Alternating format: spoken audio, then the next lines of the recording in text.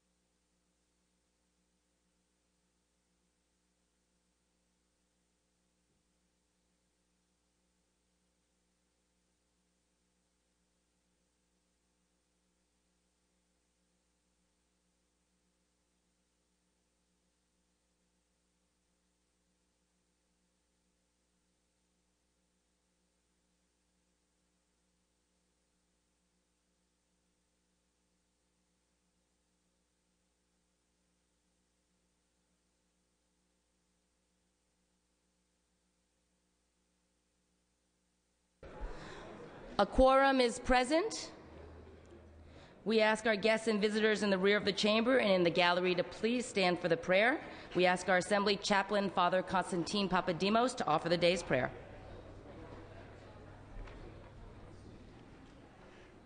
Good morning. Let us pray. Lord, no matter what may be happening in our life, we can always find something to thank you for. When we remember to show our gratitude to you, it proves our faith in you. Constant gratitude reveals a sense of humility because instead of focusing on our problems, we magnify you instead. Lord, give us a proper perspective and help us to see that there is always some blessing in our life for which we can be thankful. Amen. We ask our guests and visitors to remain standing and join us for the flag salute. Please join Assemblymember Bonilla as she leads us in the pledge. Ms. Bonilla. Of the United States of America.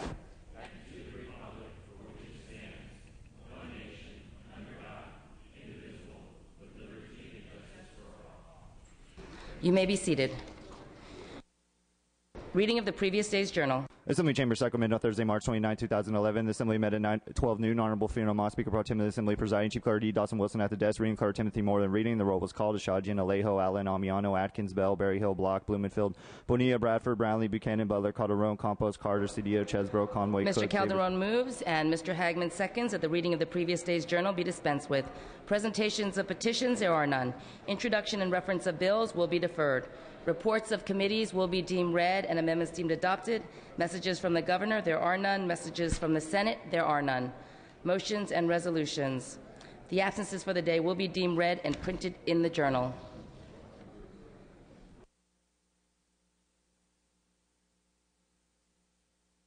Mr. Calderon, you are recognized.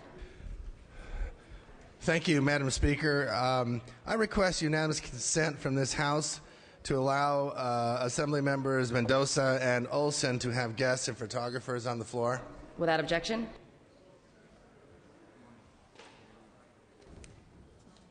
Also, I request unanimous consent to suspend Assembly Rule 45.5 to allow Assembly Members Block, Dickinson, Gordon, Hernandez, Calderon, Silva, Hernandez, and Villardo to speak and adjourn to memory. Without objection. Committee to committee re-referrals.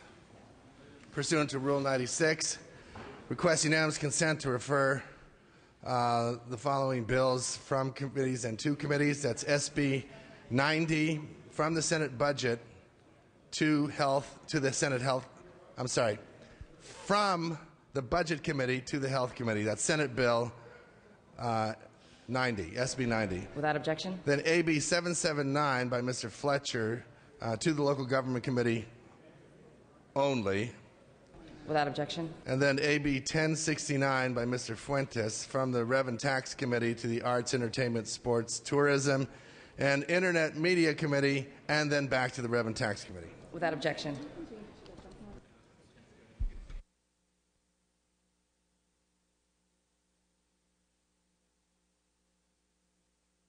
Okay, we will now move to the resolution.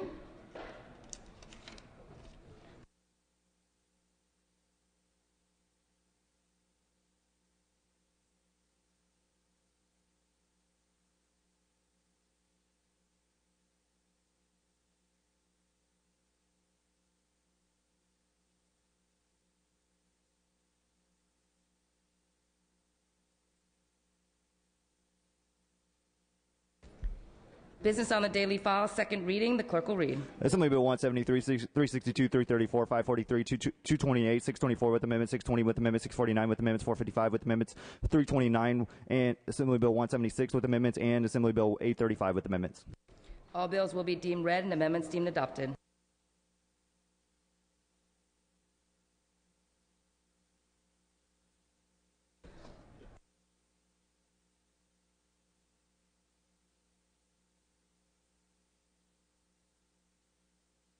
Okay, we have some guests in the chambers. Mr. Huffman. Thank you, Madam Speaker. I appreciate the chance to recognize some visitors from the Real School Marin in Mill Valley. This is REAL stands for Relevant Experience and the Art of Learning. Welcome.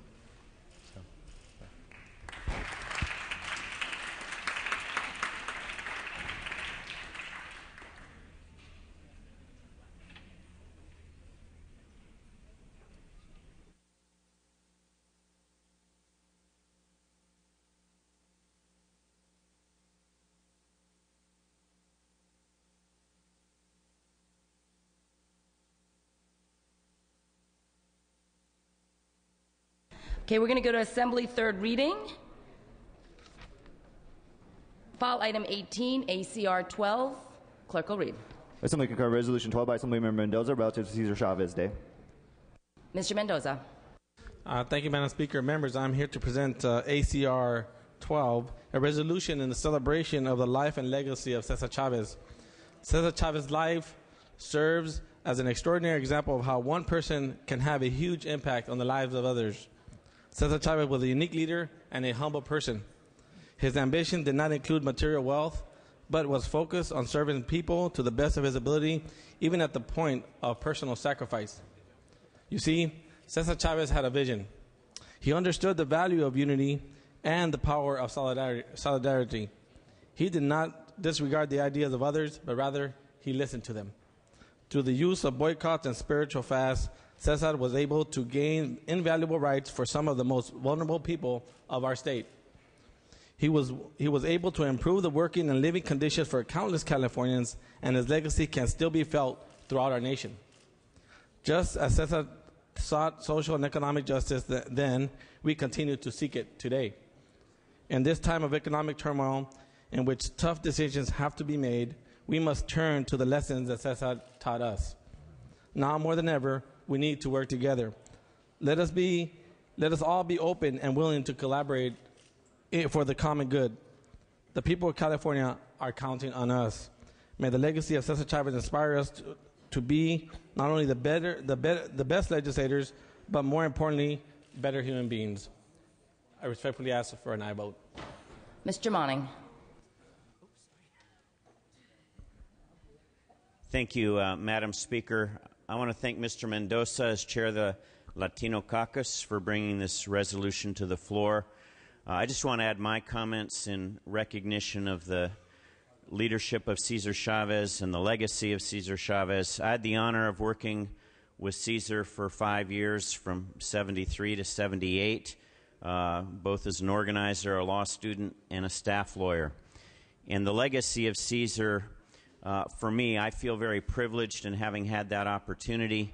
But Cesar was more than a labor leader. He led a social movement, and it was a movement grounded in a commitment to nonviolence. I'll just share one very brief memory. 1973, a strike in the grapes seeking recognition of the UFW. 2 workers were killed, Naji Daifula and Juan de la Cruz.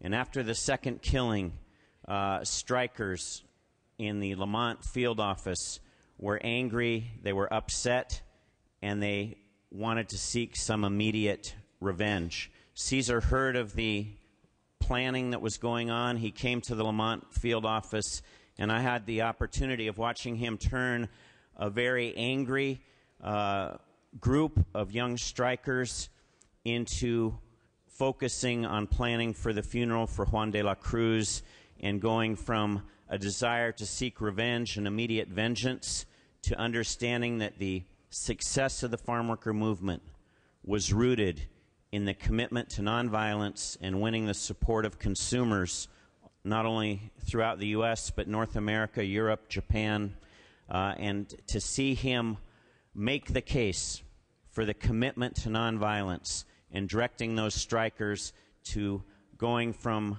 an immediate desire to seek revenge to making flags, to use the black flags at the funeral of Juan de la Cruz. Cesar's vision went beyond justice for farm workers.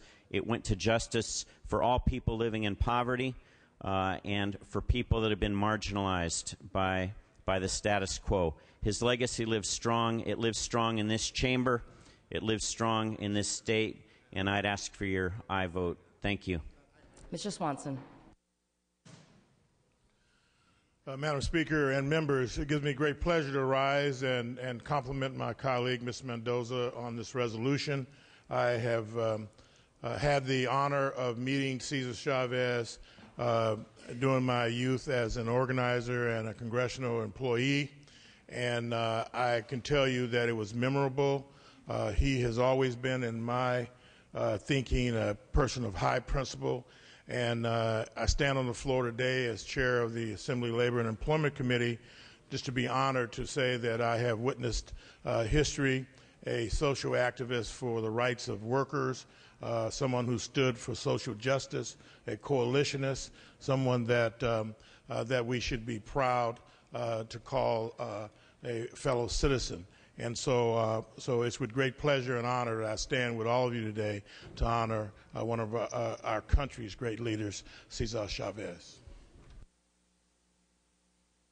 Mr. Williams. On behalf of the API caucus, I'd like to rise in support of the Cesar Chavez resolution and remind the audience that Cesar was a hero to thousands of Filipino farm workers who struggled in the fields and struggled in the union. And one of those farm workers happens to be the grandfather of my wife. So it's very personal to me and to see the celebration of Cesar Chavez.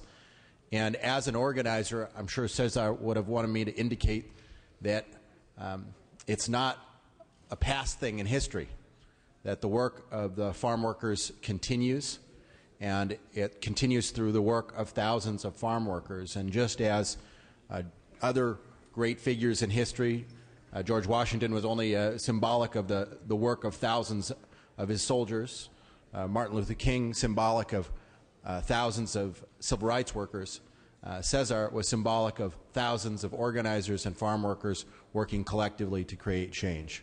I ask for your I vote. Mr. V. Manuel Perez. Good morning, members. Thank you, Madam Speaker. It is definitely an honor for me to stand here and speak on behalf of Cesar Chavez, an individual that is a leader to not only the Latino community and farm workers throughout the state of California and Imperial County and Riverside County, but as well to all folks throughout our nation as well as the world. An individual that was charismatic and at the same time was full of humility and understood the power of people and understood that if people were to organize, that if people recognize their self-power, that we can bring about social justice and social change in our communities. And if we worked hard at the grassroots level to do this line of work that is necessary so that we can bring about that justice, and we connected to policy-making tables, the treetops here in Sacramento, we could make change that's systemic. He worked for all of us, not only those of us in the East Coachella Valley, to the point that Robert F. Kennedy also stated that he was one of the heroic figures of our time. And we need to recognize that.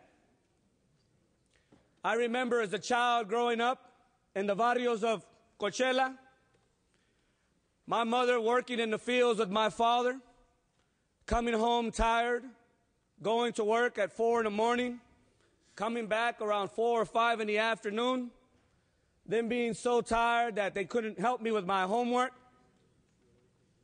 But they knew that it was important that I go to school.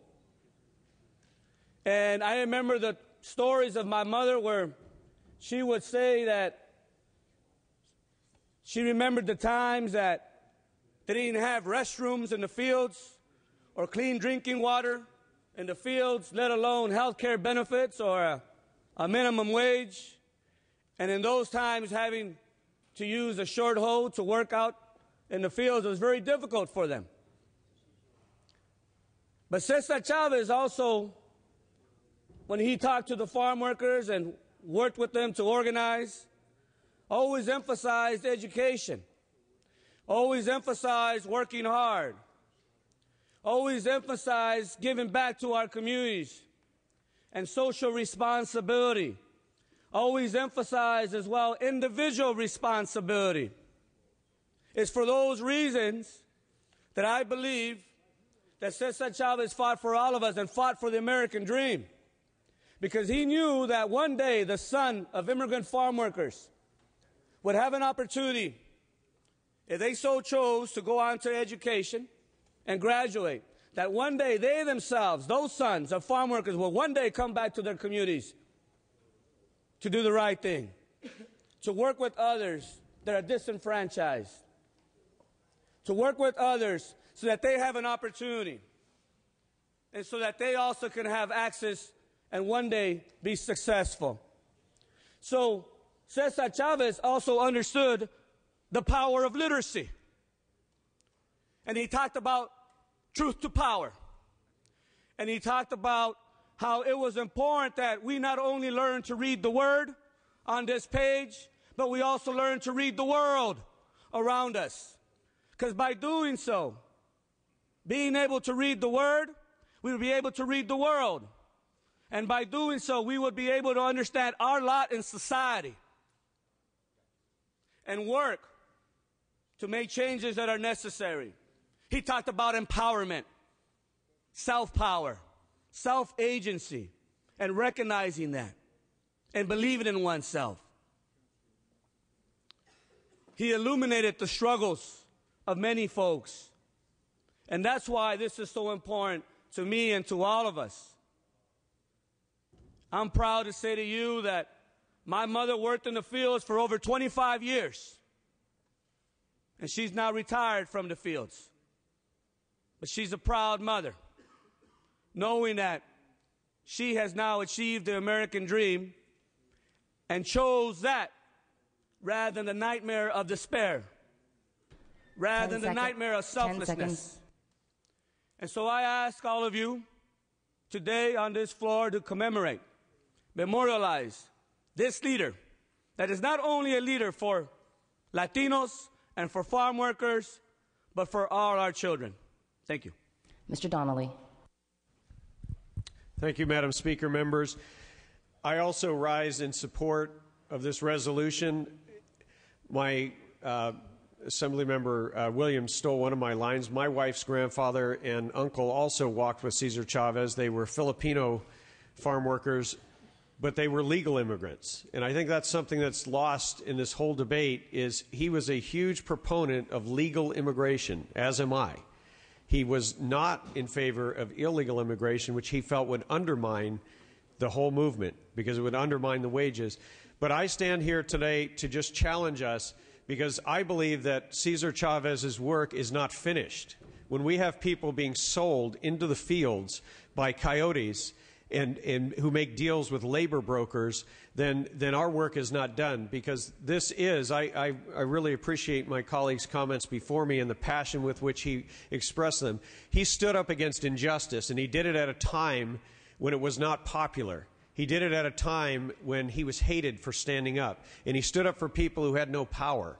And we stand here today, and we look the other way, while 35,000 people have died in the drug war along our border, and that violence is spilling over here. We have children who are being trafficked across our borders and sold into the sex trade. Where are the voices? We need to unify and stand up in defiance of this, because I guarantee you Cesar Chavez would not have stood there and said, this is okay, I'm going to take a pass because some people are profiting and making a fortune off of the exploitation of people who are coming here illegally. It is not acceptable that we leave millions of people as second-class citizens in this state and in this country.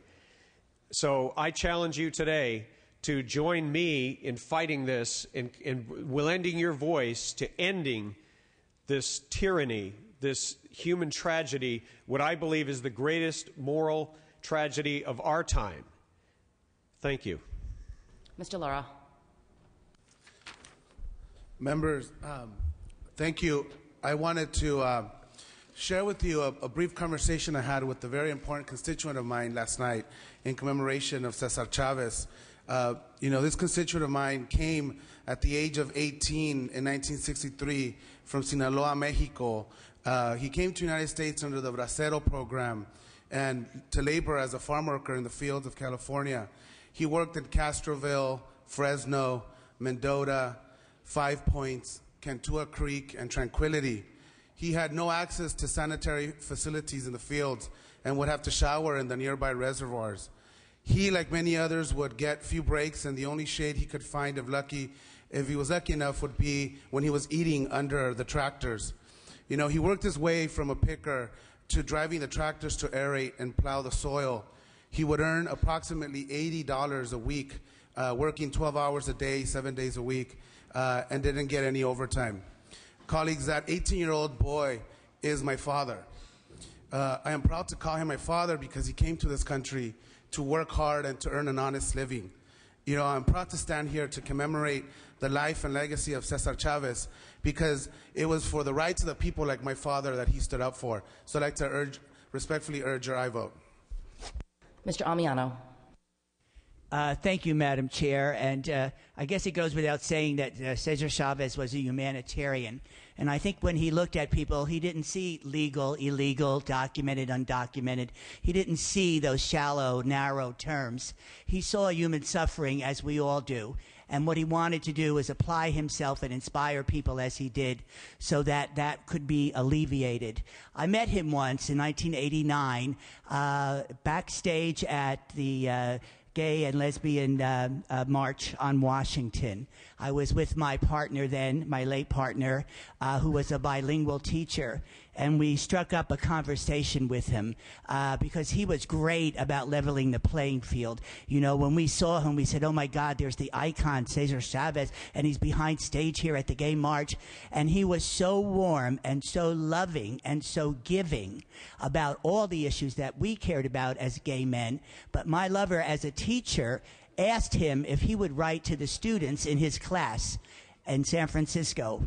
And he did. He promised he would, and he followed up. And he, every year, would send a letter to his my lover's bilingual class, remembering that conversation. And that was the magic of Cesar Chavez. That was the touch he had, that all of us count, and none of us are insignificant. And I really, really urge you and thank Mr. Mendoza for this tribute to this great man. Mr. Bradford. Thank you, Madam Speaker. I, too, rise in recognition of one of the greatest civil rights heroes of this country.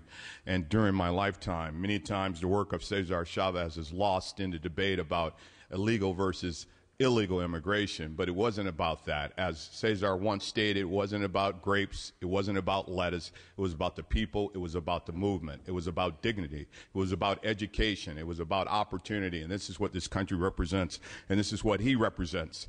And 3 years ago, this nation embraced the theme of Yes, We Can by a young senator that went on to be the President of the United States. But that Yes, You Can theme was no more than this English translation of Cesar, Se Puede, the battle cry of the United Farm Workers that Cesar Chavez clearly embraced and championed throughout his lifetime. I was honored to meet him about 25 years ago at a Democratic rally, and he was as dignified and humbled, but encouraging and inspiring. So I'm honored to join my colleagues in this tribute to a great American hero, a great world hero. And let's be very clear, he fought for all people because those farm workers were not just immigrant Latinos. They were blacks, they were whites, they were Asians as well. And he fought for us all. Thank you. Mr. Calderon.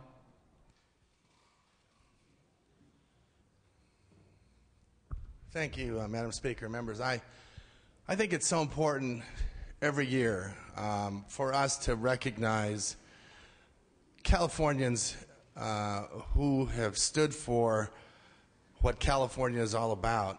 It's about a rugged individualism. It's about pursuing your dreams. It's about courage. It's about strength.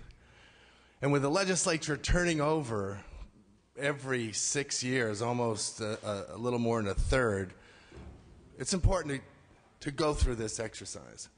So I want to share some of my experiences and thoughts about Cesar. I knew him. I walked pickets with him. I stood in boycott lines with him. And he hated all to be deitized. He was, and he was respected.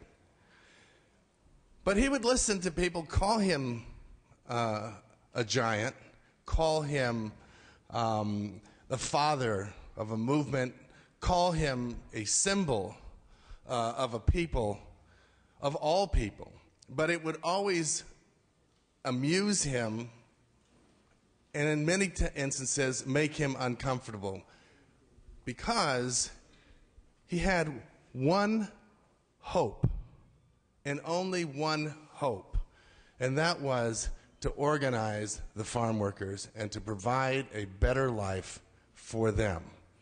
It was what he dedicated his life to, and it's what he worked for. And he didn't become a giant 5 or 10 or 30 years later. He was a giant the first time he stood up and said, "We want a fair wage for fair work." And he was willing to sacrifice everything for that one principle, for that one goal. And although he would he understood the politics, he would humbly accept all the praise that was always lavished on him. He never felt comfortable with that. He wanted one thing and one thing over: to bring a better quality of life for farm workers. I was privileged to carry his coffin on his funeral. It was a long procession.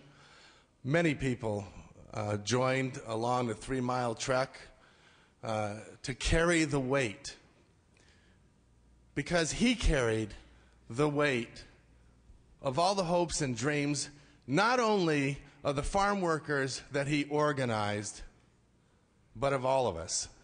Because we saw in him someone to believe in, someone who was true to his beliefs and had the courage to follow through at any cost.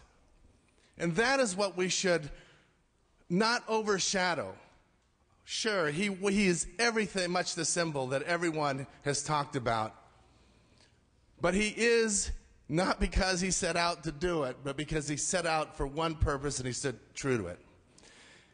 He is a giant, but he always was. And if you ever met Cesar, if you ever were in a fight with him, he had steel in his veins to stand up for what was right. And you could see it in his eyes. But his heart was big enough for all of us. And so I stand in support of this resolution, and I ask for an aye vote. Ms. Mitchell. Thank you, Madam Speaker and members. I want to thank the Latino Caucus for presenting the resolution today and giving us the note card.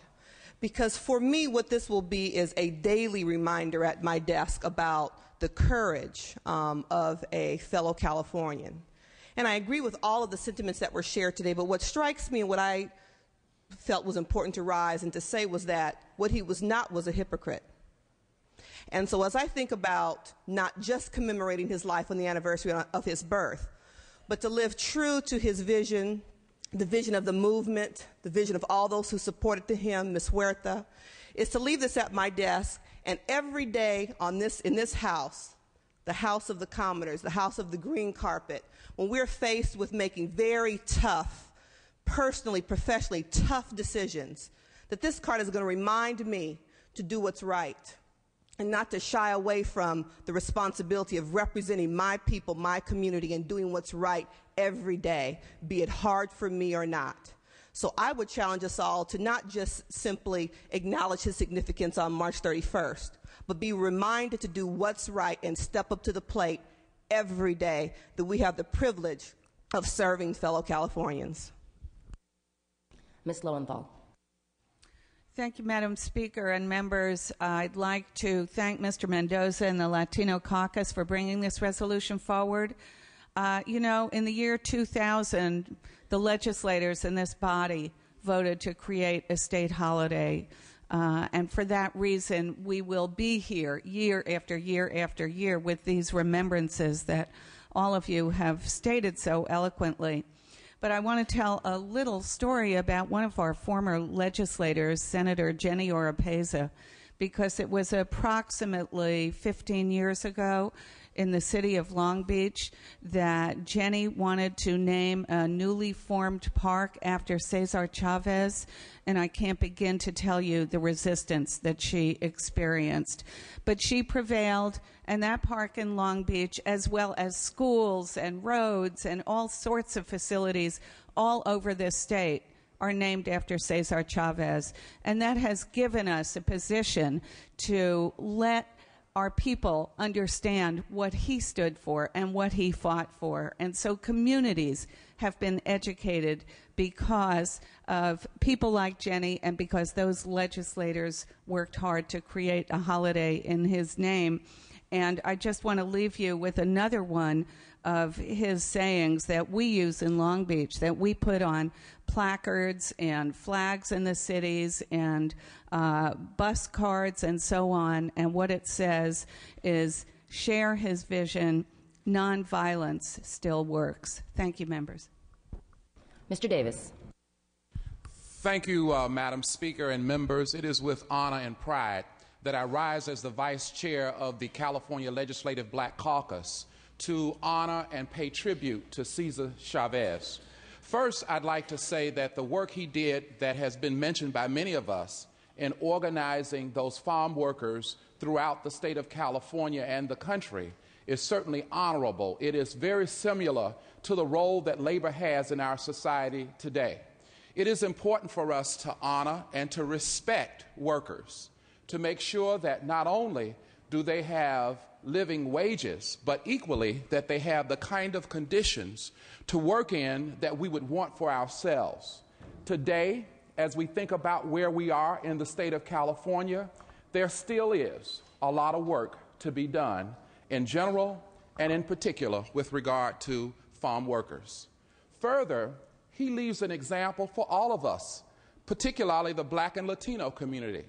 Cesar Chavez was a friend of Dr. Martin Luther King, and they worked collectively together in this effort called the Nonviolent Movement. And I think that is a challenge for both the Latino and the African American community today around critical issues that we find ourselves grappling with. And so as I rise as the Vice Chair of the California Legislative Black Caucus, I really rise as a Californian to say how proud I am of Cesar Chavez, because not only has he proven that he is a great American, he has laid on the table some issues that are unresolved for which we have to commit and dedicate ourselves to have the courage to continue to work on. So I ask for each of my colleagues here this morning to certainly virulently and courageously support ACR 12. Mr. Hueso. Thank you. I also rise in support of this bill, and I want to thank my colleague, Mr. Mendoza, for bringing it forward. I just want to remind everybody how much work we actually have. When my father came from Mexico in 1949, he was a field worker in Mexico. And interestingly enough, he found the conditions here not any better for field workers. And I challenge you that even today, they're not any better than they are in Mexico. At least in Mexico, they have a program called an Ejido program where workers have an opportunity to work their own land. If they're willing to work, the government gives them access to land so they can farm. We don't even have that in California. And in times where we have unprecedented unemployment, the current leader of the United Farm Workers, Artie Rodriguez, has challenged Californians to come work in the fields, that they have plenty of employment out in the fields. And not a lot of people have taken up that challenge, even if they're unemployed. And if we are really interested in curtailing farmers from going outside of our country to recruit laborers, we have to do something about the conditions in which they work and what they get paid. If we want Californians to work in the fields, we have to make sure that we provide them with a living wage. And that'll help us to make sure that we provide more opportunities for California in the state. So I want to remind you about that and hope and challenge some of you to take this issue up on behalf of farm workers. I want to remind you that farm workers are skilled laborers. To work out in the field in 115 degrees, you have to know how to survive in those conditions and work long hours and work at a very, very fast pace to do what is a very, very skilled job. So I want to thank us for recognizing Cesar Chavez, a selfless person that was looking out for his fellow man. And that's what I challenge all of us to try to follow in his footsteps and represent Californians like he did. selflessly and looking out for the betterment of each Californian individually so they can have healthier lives and more high-quality lives. Thank you very much. Seeing no further questions or debate, Mr. Mendoza, you may close. Thank you, Madam Speaker. Members, I appreciate all the comments from other members. Those stories are very meaningful. It's good to see how Cesar Chavez touched the lives of so many and continues to do so today. I want to share a quote from Cesar Chavez. He used to say, we cannot seek achievement for ourselves and forget about progress and prosperity for our community.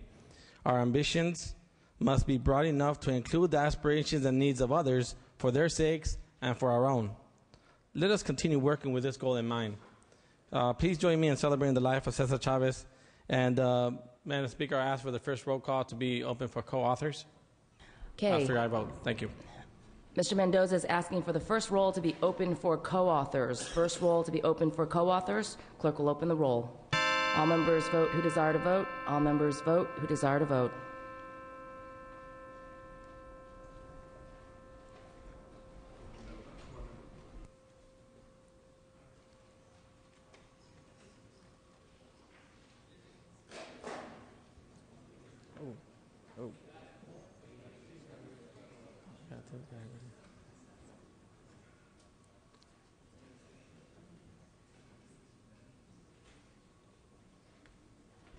Clerk will close the roll. For the record shows that there are 63 co-authors. We could take a voice vote on this item. All those in favor say aye. Aye. All those opposed say nay. The ayes have it. The measure is adopted. Mr. Mendoza, you're recognized. Thank you, Madam Speaker. We have a brief documentary of Cesar Chavez that we would like to show on the floor, and if we could have the lights dimmed, please.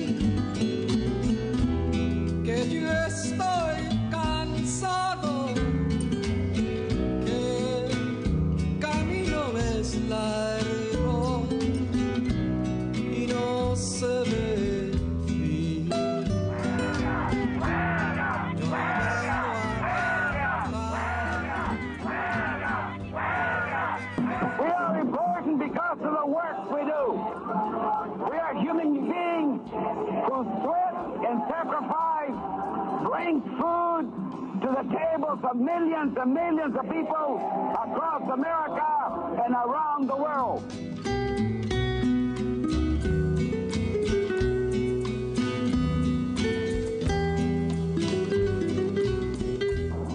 All Hispanics, urban and rural, young and old, are connected to the farm workers' experience.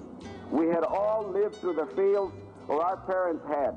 We shared that common humiliation. Hasta Sacramento, all my life, I have been driven by one dream, one goal, one vision: to overthrow a farm labor system in this nation that treats farm workers as if they were not important human beings. Farm workers are not agricultural implements. They are not beasts of burden to be used and discarded.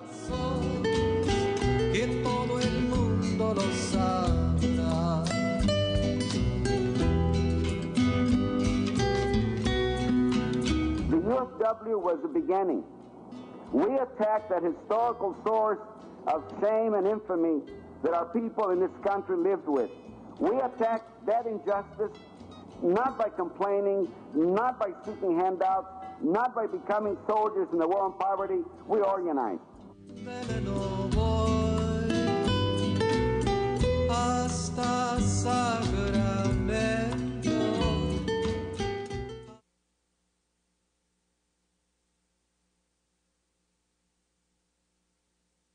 Can members please alert your attention to Mr. Mendoza at Mr. Hueso's desk. Thank you, Madam Speaker. Members, I appreciate your support on this important resolution. I would like to take a moment to present this resolution to a family member of Cesar Chavez. Happens to be his niece, Becky Chavez, who's here to accept this resolution on behalf of the State Assembly. Becky, can you please step forward? Maybe an opportunity, we'll have an opportunity to come out and take some pictures with her. Appreciate that. Thank you, Madam Speaker.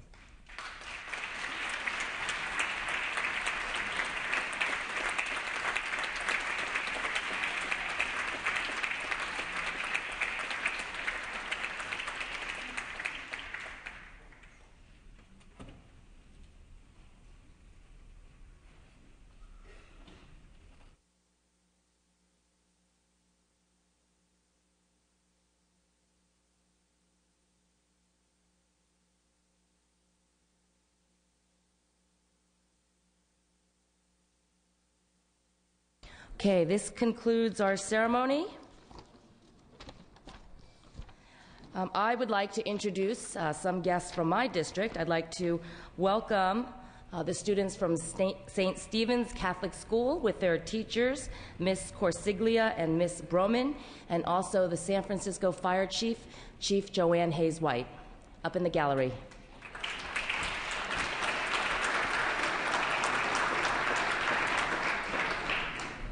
I believe Ms. Olson has some guests. Ms. Olson. Hello, thank you. I would like to introduce two students from Big Valley Christian School in Modesto's 8th grade class, Caitlin DeMont and Elizabeth Ford, and Caitlin's mother, Lisa DeMont, who has been a friend of mine since I was a very little girl. Please welcome them with me.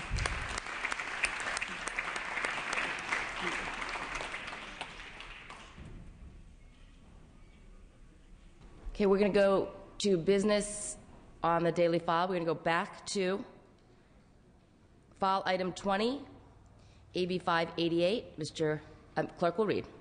Assembly Bill 588 by Assembly Member V. Manuel Perez, an act relating to tenancy. Mr. V. Manuel Perez. Thank you, Madam Speaker and members. Approximately 1 out of every 4 women will experience a form of domestic violence in her lifetime. Domestic violence often becomes so severe that women need to leave their homes. On-the-ground organizations who work with domestic violence victims report that current law, unfortunately, gives victims an insufficient amount of time for victims to determine whether or not they need to move. This bill, AB 588, will therefore extend the time frame to 180 days. This modification will afford greater protection and flexibility to survivors of domestic abuse by giving them more time to submit a formal request to their landlord to terminate their lease due to being a victim of domestic violence, sexual assault, or stalking. Nothing in this bill exempts a victim from providing a 30 days notice and paying the last month's rent. This bill has no known opposition and strong support from law enforcement and domestic violence prevention organizations. I respectfully ask for your aye vote. Seeing no further questions or debate, clerk will open the roll. All members vote who desire to vote. All members vote who desire to vote.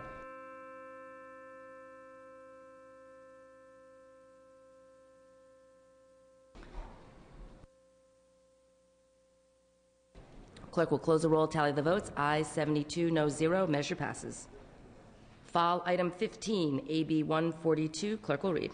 Assembly Bill 142 by Assembly Member Fuentes, an act relating to criminal procedure. Mr. Fuentes. Madam Speaker, this bill is a reintroduction of AB 15 from last year, which passed out of the legislature but was vetoed. This bill is a simple measure that will cost the state no money but will contribute valuable due process protections to our criminal justice system. Current law requires that prior to accepting a guilty or no contest plea, a judge must advise a criminal defendant of the potential immigration consequences of that plea. Specifically, the judge must advise that the conviction for the offense to which the defendant is pleading may have the consequence of deportation, exclusion from admission, or denial of naturalization. Existing law does not take the logical next step and require that the defendant be advised that the deportation is often permanent and re-entry into the U.S. after deportation can constitute serious federal offenses. This bill would require that the judge go one step further and advise the defendant that if he or she is deported and re-enters the U.S. illegally, he or she could be charged with a separate federal offense. In March of 2010, the U.S. Supreme Court decided Padilla v. Kentucky. In the Padilla case, the court highlighted the importance of full knowledge of the immigration consequences associated with entering guilty or no contest pleas. The court reasoned that both the defendant and the state are better served when the defendant is fully advised of the immigration consequences of the plea. The court explained that the immigration consequences are different from other consequences, as they in effect result in the permanent exile of the defendant from this country. These are points that the governor did not consider last year.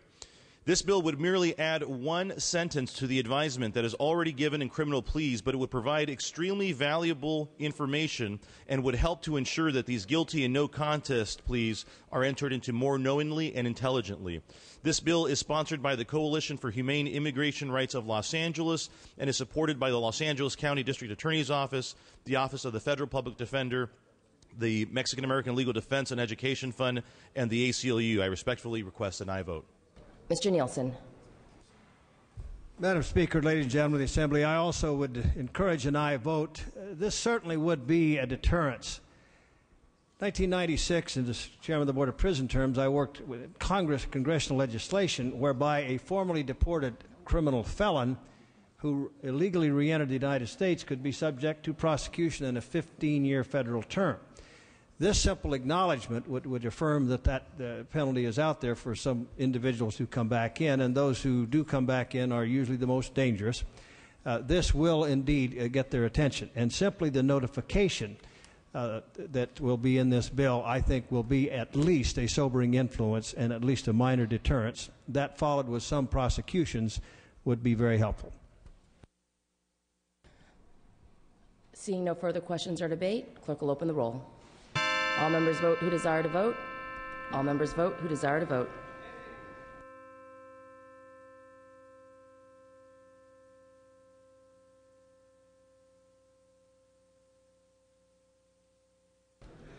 Clerk will close the roll, tally the votes. Ayes 49, noes 19. Measure passes.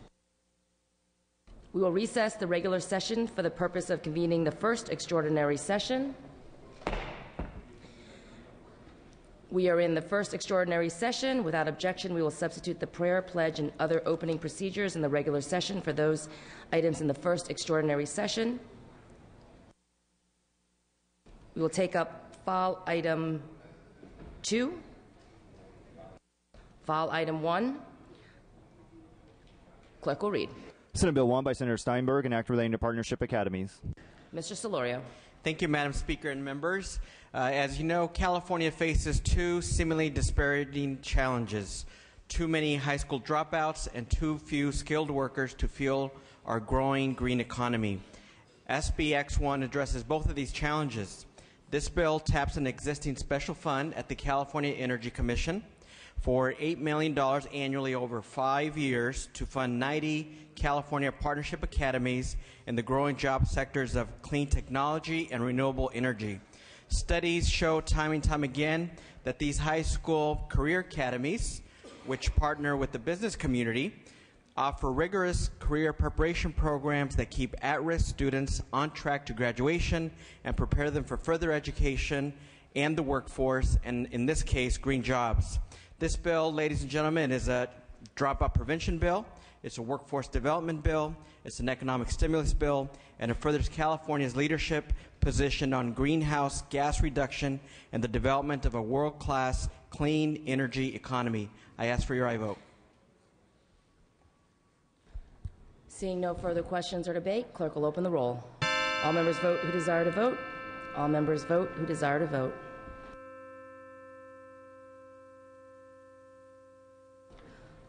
Clerk will close the roll, tally the votes. Ayes 50, noes 23. Measure passes. The first extraordinary session is recessed upon call of the Speaker. We are back in the regular session.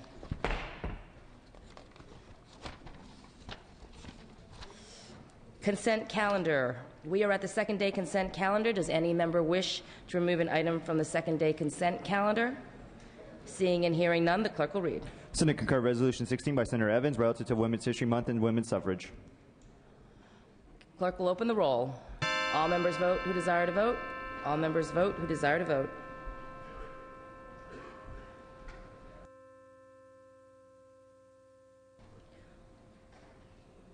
Clerk will close the roll, tally the votes. Ayes 72, no 0 on the consent calendar. The consent calendar is adopted.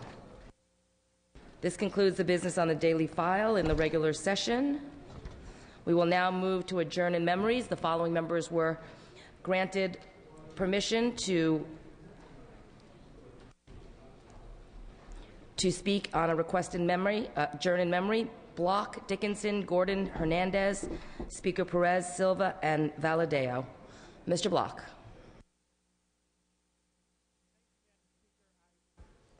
Thank you, Madam Speaker. I rise today to adjourn in memory of Geraldine Ferraro. Ms. Ferraro was an extraordinary woman, a pioneer, an icon, and a legend. My path intersected with hers a couple of times in 1984.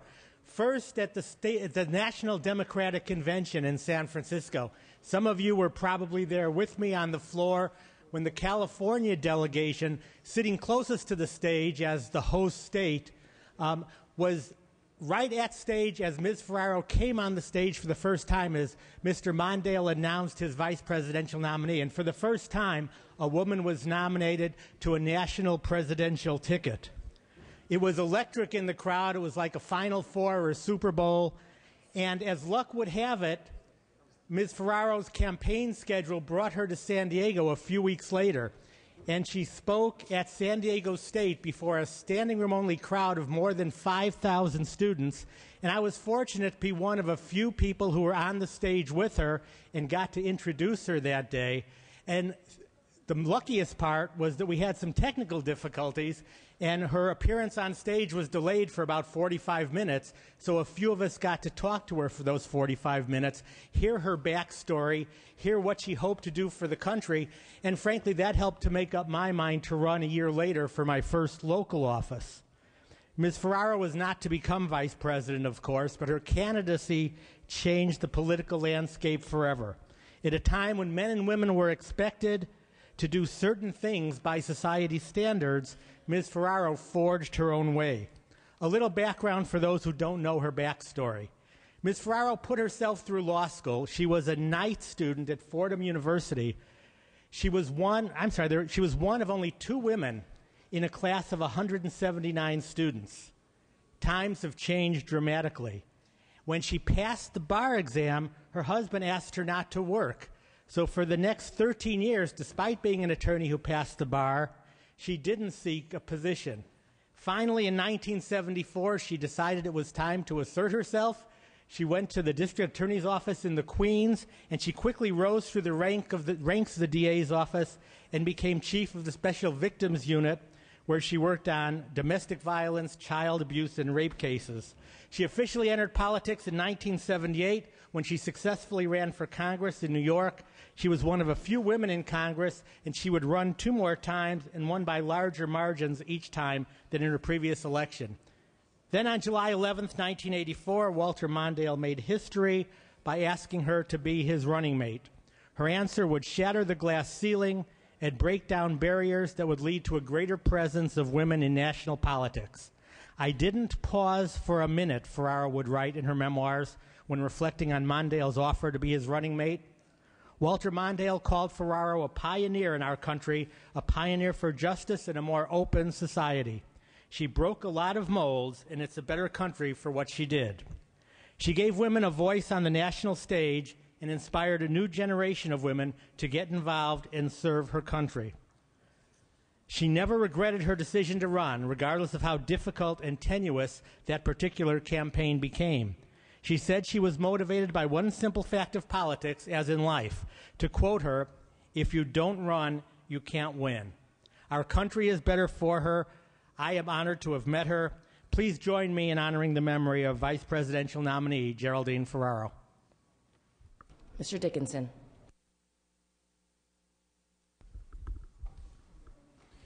Thank you, Madam Speaker and members. I ask this morning that we remember Tom Lawson, who served working men and women throughout the Sacramento region, who served those who are vulnerable and in need in our community, and who served his community as a longtime elected official. Tom started early at the age of 16, joining his first union as an employee of the Pacific Union Lumber Company. and his strength and his belief in working men and women having the chance for a better life grew over the years. Eventually, he was a member of the Operating Engineers Local 3, of the Teamsters Local 150, of IBEW Local 340, of the United Food and Commercial Workers Local 8, as he became increasingly committed to the cause of creating the conditions for a better life for all in our community here in the Sacramento region. But Tom wasn't just committed to the goal of that better life for working men and women. In 1996, Tom became the labor liaison to our local United Way, and then devoted his years to making sure that those who were most in need and most vulnerable in this region got the help that they so desperately needed. In 1997, he organized relief for those who were flood victims here in the Sacramento region. And as the years passed, Tom was the leader in one effort after another to make sure that those who would otherwise go hungry had food, to make sure that those who otherwise would have no roof over their head had a place to lay down at night, to make sure that those who needed help going to school had the resources to do that. Each year, emblematic of what Tom would do was organizing a food drive along with the postal workers here in the Sacramento region so that those who wouldn't have food otherwise would be able to eat. Literally, hundreds and hundreds of tons of food were collected by postal workers with Tom's leadership for that cause. And Tom served his community as an elected official on the Sacramento Metro Fire Board for the last 8 years, ensuring and leading that district that tens of thousands of Sacramentans could go to sleep at night knowing their community was protected from the ravages of fire or disaster. Up to his very last days, Tom was in the office doing what he always did, thinking of others, caring about those who were in more difficult circumstances than he, never thinking about his own fate, but only how he could make life better for others in our community. I ask that we remember him today. Dr. Pan. Madam Speaker, members, I too wish to join my colleague, Senator Dickinson, in honoring Tom Lawson. Tom was a long-standing constituent of mine in Assembly District 5, but more importantly, he is a personal friend who I served with. I still serve on our United Way board and worked with Tom as a labor liaison. He was a true champion of working families and all families, and I think as my colleague has already iterated, he has done so much. But for me personally, I got to see, working with him on United Way, what a champion he was, how he engaged, because as a United Way, we depend on workplace giving, that Tom was someone who truly empowered workers to not only give, but make a difference. Make a difference in the areas like getting children health care coverage, improving high school graduation rates, helping foster youth, and many other initiatives that we championed in United Way. And it was because of Tom that we were able to be successful in many of these. So again, I ask that we join and adjourn in memory of Mr. Tom Lawson. Thank you. Mr. Gordon.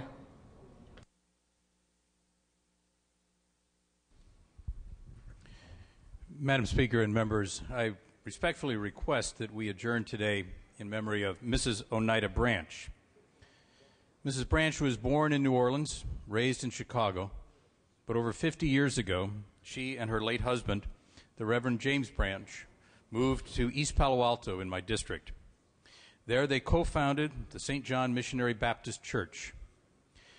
But Mrs. Branch, in the 1970s, took on a new mission in her community, and that was to make sure that those who did not have food, those who did not have clothing, those who do not have basic needs, had those needs met through her charity and the kindness of her heart. She became known in the community as Mother Branch. And when her storefront burned, putting the operation temporarily out of business, she decided to move it to her home because she said, if I save the rent money, I'll have more to give away. I had the opportunity a year ago to visit her in her home. And she, even at the age of 91, was on a daily basis making sure that people who came to her home were given food and clothing without question, without any kind of form or government bureaucracy. She just took care of her community. She is survived by 3 sons, 18 grandchildren, and 33 great-grandchildren. She was asked a year ago by a local newspaper, why did she do this work? And she said, I am God's child, and he chose me to help his people.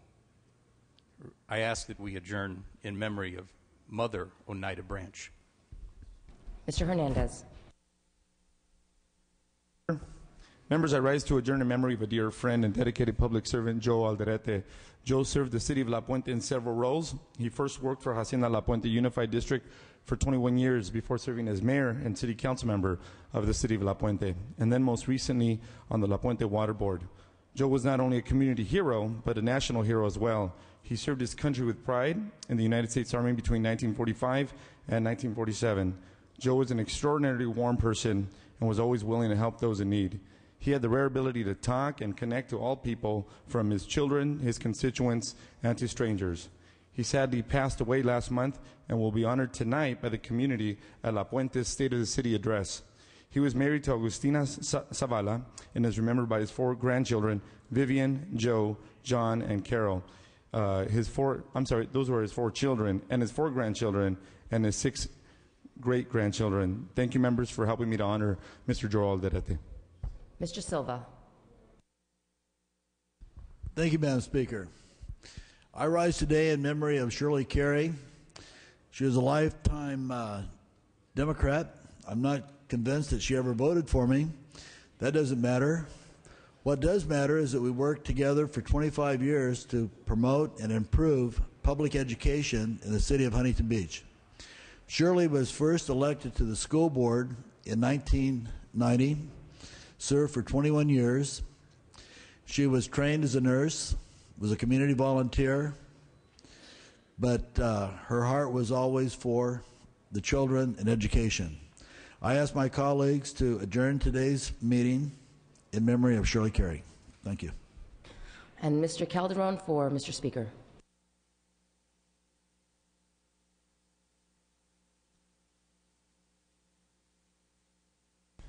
Yes, Madam Speaker, members, I rise today and request this body to adjourn in memory of the late A. Allen Post. He served as legislative analyst for 28 years. And during that period, his reputation and credibility was so unchallenged that people never used to refer to legislative analysts. They would just refer to Allen Post. And he became the symbol of what the office is all about, and many of the programs and traditions that are in place now were put in place by him. Even after he retired, he would be called back to help the legislature during tough budget times to try and come up with solutions, and he did. And when he was in office, if you will, as the legislative analyst, and after he was retired, he was always a calm voice in the storm. In his late years, he and his wife became artists. He is survived by his son David and daughter-in-law Susan and grandchildren Allison, Aaron, and Matthew. And we extend our great thanks and appreciation for his public service and our condolences to his family, and express our appreciation for his contribution to California. I ask that we adjourn in memory of his name. Thank you, members. Please bring the names to the desk to be printed in the journal.